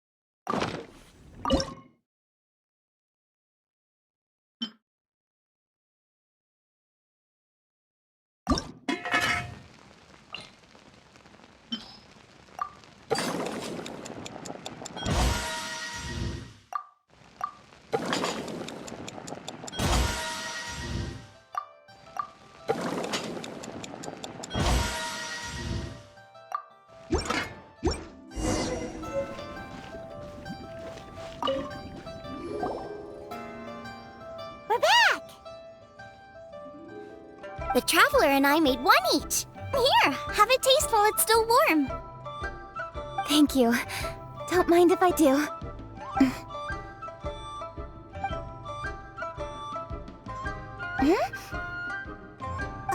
What is it? What does that face mean? This flavor... I've tasted it before. Apologies. Xiangling, Traveler, thank you both. This is everything I had hoped it would be. It tastes wonderful and quite amazingly. Somehow it took me right back to my childhood, when my grandfather was still around. Really? That's awesome! I didn't have a chance to fully explain before. In fact, when Master had filled in the missing parts of the recipe for me, I realized that I already knew how to make this dish. You already knew? You mean you were able to make this without ever seeing the recipe? Uh-huh. My dad taught me how to make it. Wait, but isn't this dish from Kuching's grandpa's notes, though? About that. I do not believe that this recipe was my grandfather's creation. My grandfather was a well-known real estate tycoon in Liyue, and also a scholar. He was an avid collector of old books and was quite knowledgeable on many of Liyue's customs and traditions that are no longer practiced. As a child, I used to spend a lot of time with him in his study. We'd read the classics together, then debate how much of it was actually genuine, and whether Rex Lapis was real or not.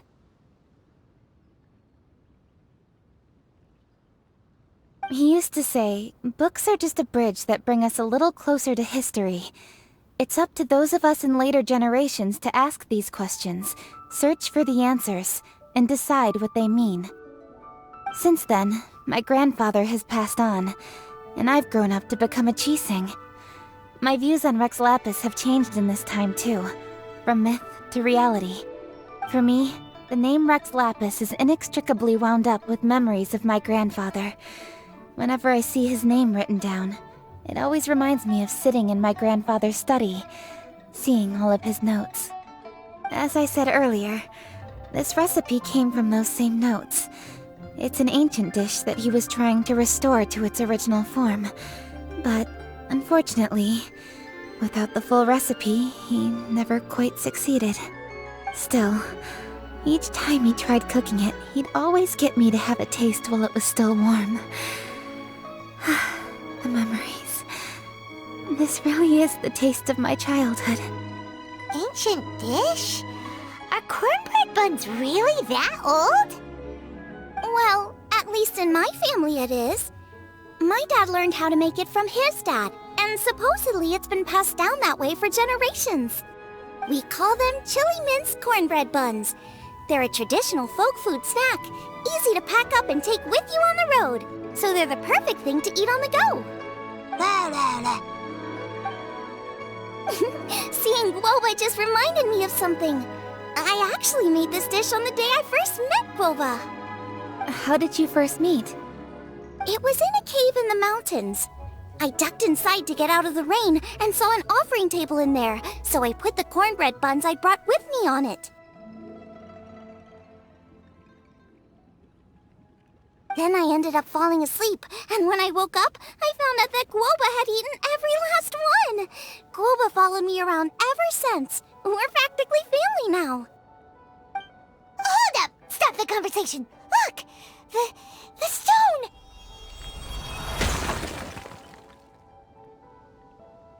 It burst open! It's... Guoba? What are you... What? Mother?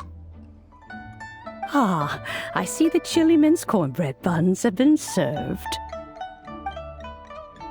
Master! Granny, look! The stove god statue looks just like Guoba! Oh, indeed it does. After all, Guoba is the deity you've been searching for. God of the stove.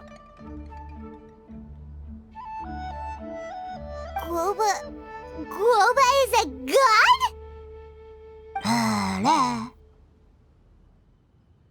You asked me if a sufficiently festive atmosphere would be enough to reawaken the stove god.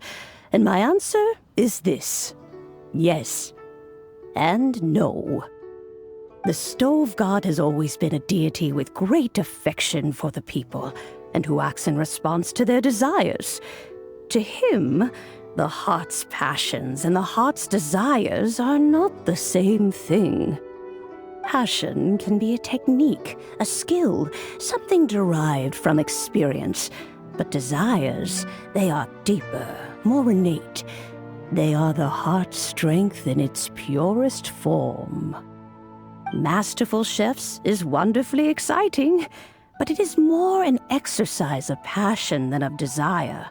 And passion alone will not suffice to reawaken the stove god from his deep slumber. But just now, when Kuching ate this dish he had longed for, a deeply held desire was fulfilled. As well as receiving an answer to a question, she also gained something much more precious. A moment of poignant nostalgia so vivid, it felt like she was right there alongside her grandfather.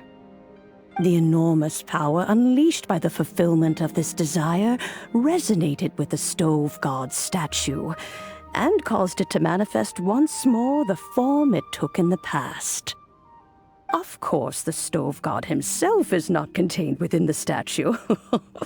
The true stove god has been here with us all along. How does it feel? Seeing a statue of yourself from your glory days? Look at him.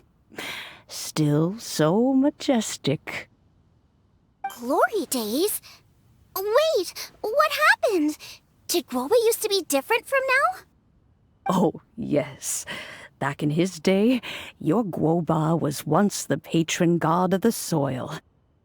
But all the wisdom and power he had then, he has since surrendered to the soil itself. A god surrendering their power to the soil. I have heard this turn of phrase before, but what does it mean? The kinds of trials and tribulations that a land can face are far more than you could imagine. Droughts, floods, torrential rain, hurricanes, earthquakes, tsunamis, fires, and plagues. The threat of disaster will never fully disappear from Liyue. Even woes that have never been faced before in history will come to pass in the future. Such things affect you mortals far more than we Adepti, with our immortal forms. He once walked with you over the barren plains until you arrived at last at the harbor.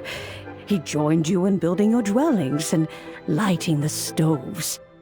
It was his hand that lit the very first street lamp of Liyue and brought the aroma of cooked food into every household in the land.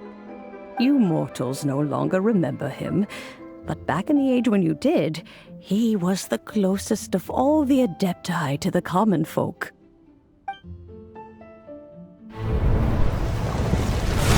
Marchosius, god of the stove, born from a spark when stone struck stone. He was a god with a great love for humanity and their well-being. Millennia ago, the people sought to expand their city. They built a dwelling on the plains and called it the Gueli Assembly. The stove god cared greatly for the people, turning himself into minions who went into every home, fostering food and solidarity alike. Alas, their home was taken by a flood. The waters ravaged the Gueli Assembly and forced the people back south to Liyue Harbor. Though the distance was not far, the journey was plagued by a terrible storm. For a dozen days, the Adepti stayed by their side. During this time, the stove god cooked an ancient delicacy, flatbread with a meat sauce to stave off the cold and damp, fit for those on the move. Centuries later, disaster and plague arose once more. The stove god would appear no longer, for he placed all of his power into the land itself to quell the calamities. His power expended, and his wits greatly reduced. Thus his body decreased in size. By the time he parted ways with us, he wasn't even the height of a human. He told Rex Lapis and I of the dishes that bring joy and of the secrets of the flame, then went into the mountains and entered into a long slumber.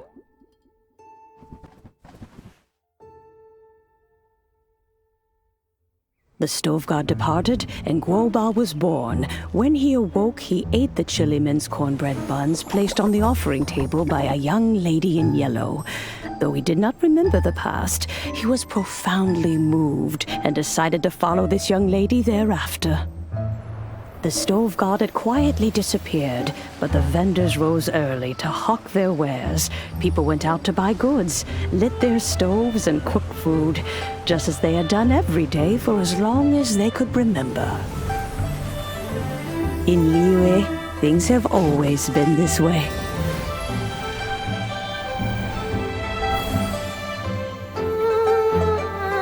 Nature provides, the mountains rejoice. We are blessed by heaven's good grace. Years have gone by. The world has transformed, but our way of life survives.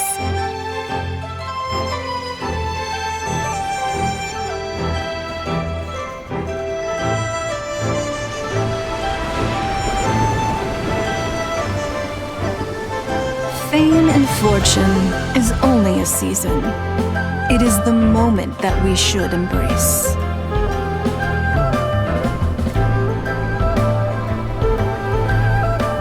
Past meets present. Heritage becomes legacy. Long into the future may we thrive. You once told me that dining is the profoundest of customs in the human world. To eat well is to consume vitality itself, and to drink well is to partake of the very essence of the world. It is a matter of paramount importance, you said, for people cannot face the arduous journey ahead on an empty stomach. At once a humble affair and a profound one. A humble meal of maize and spring water is also profound in that. By ensuring one's survival, it paves the way for millennia of human history and culture to come. My dear friend, Liyue has changed so much while you have slept. Looking at the prosperity and beauty around us today, does it make you happy? Guoba, this is kind of a huge deal. Why didn't you say anything? He is not who he once was. Even the power of speech evades him now. There is no way he could have told you. Oh. Guoba, but... Xiangling. Do not be saddened, Xiangling. There are two sides to everything. Guoba may have lost many of his formal faculties, but he is now as carefree as can be, without a single worry in the whole world. In this world we inhabit, who can truly be said to live a life free of all woes? Those with a mind and with the knowledge will certainly be troubled by all manner of things. But he has gone further than us in his journey. He had both wisdom and courage. Everything he took upon himself, he was also ready to part with. His carefree demeanor today is a testament to the fact that he is at rest. So since you are his friend, take good care of him. Go out to walk and play. Allow him to eat, drink, and be merry. I will! You can count on me! Xiangling, you have an adeptal affinity. Guoba follows you around because he has respect for you. The moment he awoke, he was met with the familiar flavor in the chili mince cornbread buns he ate. After all that time, he still recognized the dish he had invented, and he approved of you as the one who had cooked it. That's right. The taste of one's home cuisine always brings back memories of home. Though he remembered nothing, eating the food you had cooked gave him a feeling of familiarity. That is why he stuck by you. You may be the first person in history to give the stove god the experience of being a satisfied customer. That makes you quite a remarkable chef. If that's true, I couldn't be happier. Because putting a smile on customers' faces is what we chefs are called to do. Well then, it's getting late and I still have things to do. Time for me to say goodbye. Traveler, Paimon, Xiangling, thank you all very much. I look forward to spending more time together in the future. I guess my dad's probably heard the good news already, but I should still go catch up with him. Master, it's been a while since you came by. Why don't you join me? He thinks about you all the time, you know. He's always telling me to invite you over. Oh, goodness me. Then, far be it from me to refuse. Off we go, then. Let's saunter over gently and see how all the city folk are getting along. Hi, Dad! I'm back! Hey! What are you doing there? I should be the one handling that. Oh no! Guoba's taken off!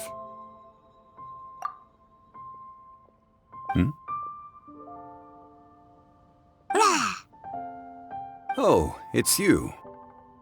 Hello there, old friend. Oh, bless my soul. Are you out for a stroll as well? Given the season, it felt fitting to take a leisurely walk while the meal is being prepared. Quite right. And it also gave us the chance to run into you. Guoba may not recognize you, but as ever, he seems quite delighted to see you. So, Guoba doesn't remember anything, but can still feel when something's familiar? Friendship will always withstand the ravages of time. Traveler, what do you think of the name of this festival? Moon Chase. The moon is a carrier of countless emotions. So many things only seem to surface as we gaze up beneath its poignant glow. Wherever the moonlight shines, the heart is wont to follow. Fond memories of those no longer with us. Debts of gratitude to old friends. The meaning of ages past and gone. All wrapped up in the city that has existed for so many moons to date.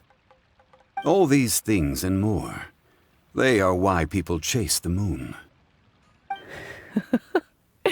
In old age, the sight of many things puts one in a wistful mood. But children are always a beautiful sight to see. Such exuberant life force. It seems to well up from deep within the land itself. A land that has been in existence for so many millennia, and yet one that still dazzles today. Traveler, this Moon Chase festival has been all the more entertaining with you here to witness it. Now, let's have Xiangling brew us a nice pot of tea. We shall drink and chat at our leisure.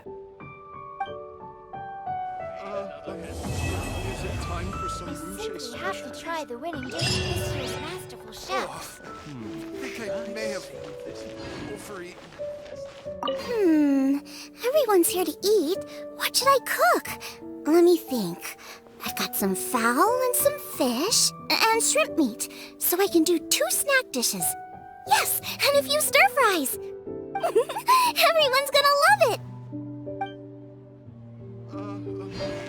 Is it time for some Moon Chase special food?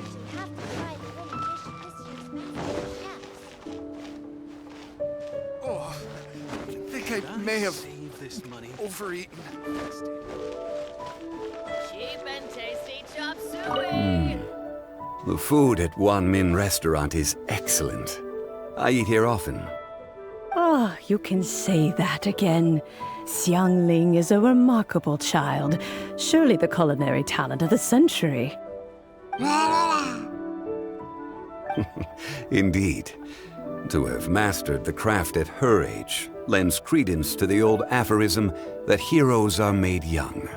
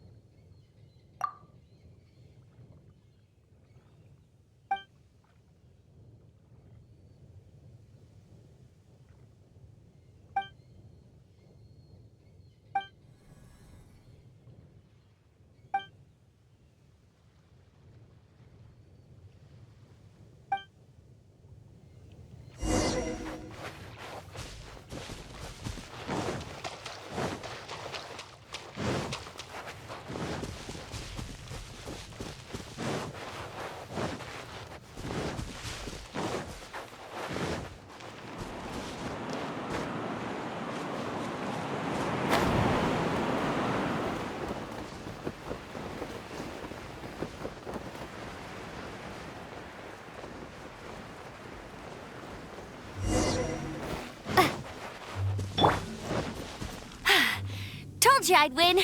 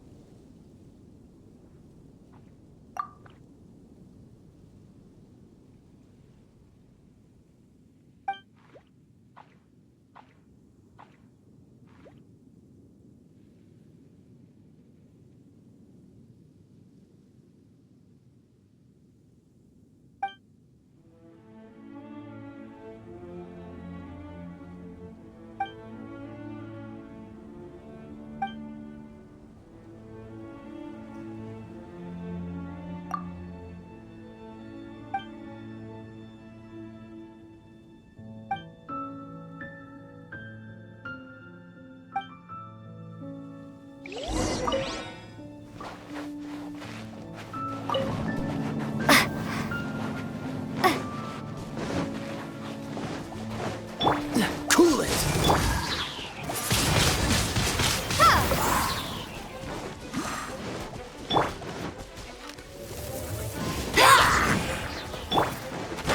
Be gone!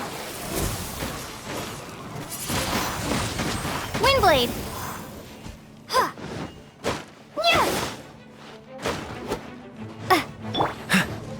Dodge this!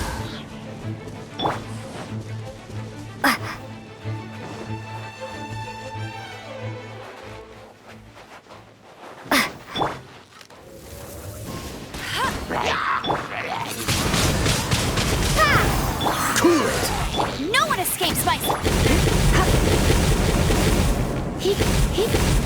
Dodge this!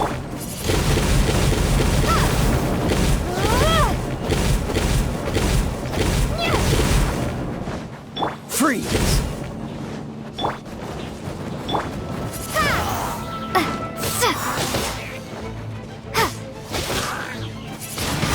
Windblade! Dodge this! Oh, so sorry.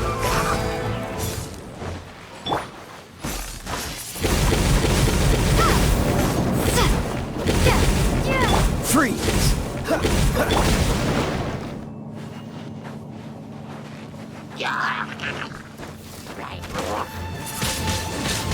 Windblade!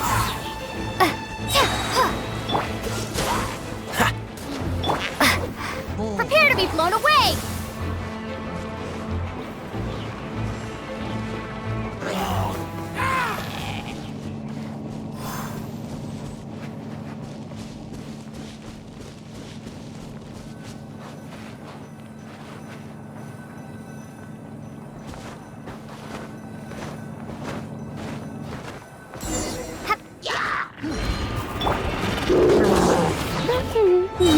Let it rain!